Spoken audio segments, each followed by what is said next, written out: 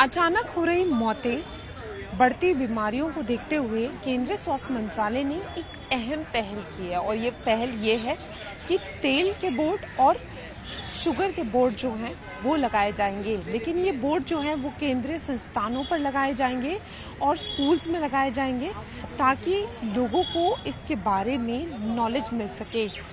और केंद्रीय स्वास्थ्य मंत्रालय ने ये साफ किया है कि ये जो बोर्ड्स हैं ये किसी दुकानों पर नहीं लगाए जाएंगे और इससे किसी भी इंडियन स्नैक को या समोसे पकौड़ों को टारगेट नहीं किया जा रहा है।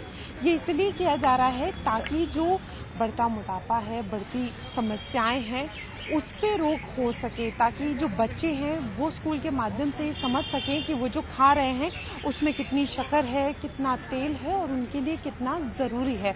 एम्स नागपुर में भी ऐसे बोर्ड लगाए जाएंगे और स्वास्थ्य मंत्रालय ने ये साफ किया है कि इसको वो किसी दुकान से या किसी स्नैक से टारगेट नहीं कर रहे हैं।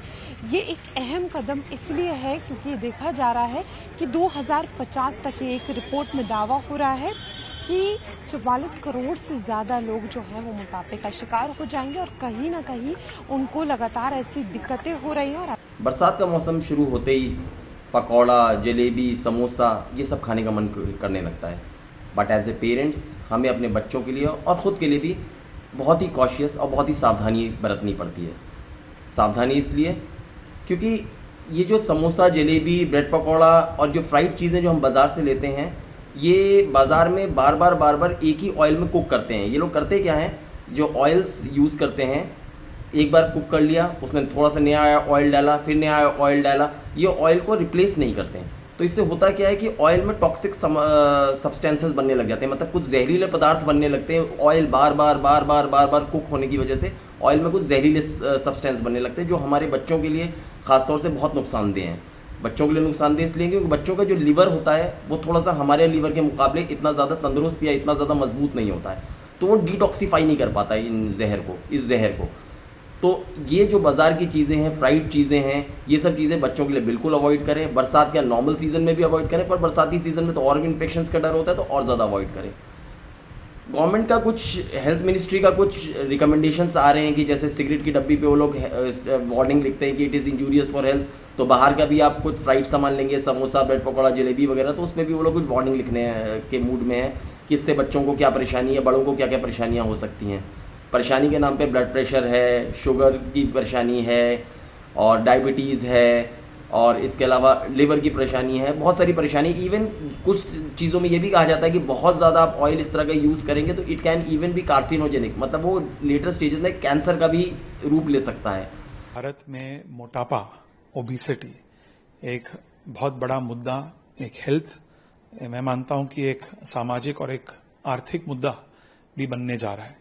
और इसके लिए हमारे यशस्वी प्रधानमंत्री नरेंद्र मोदी जी ने जो एक एंटी ओबिसिटी कैंपेन उन्होंने राष्ट्रीय स्तर पर शुरू किया, इसके लिए मैं उनको बहुत बहुत धन्यवाद देना चाहता हूं। इस कैंपेन के माध्यम से पूरे देश में और समाज में जागरूकता वे जो फैलाना चाहते हैं गवर्नमेंट की ओर से, इसके साथ साथ जो रेगुलेशंस है उन रेगुलेशंस को एक प्रकार से अधिक मजबूत बनाना चाहते हैं।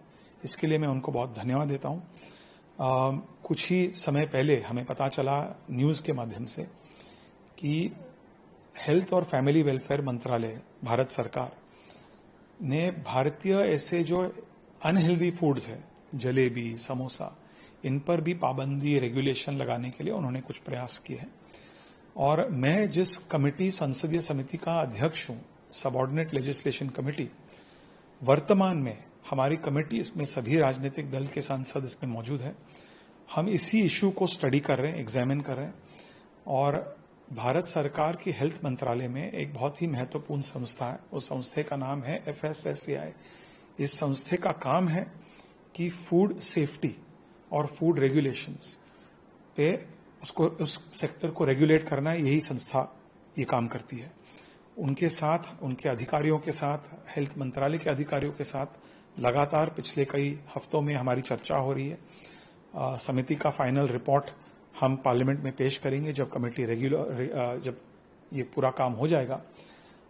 लेकिन हमारा जो उद्देश्य है हम भी चाहते हैं कि भारत में जो ओबिसिटी है, मोटापा है, वो कम होना चाहिए, एक प्रकार से रिवर्स करना चाहिए।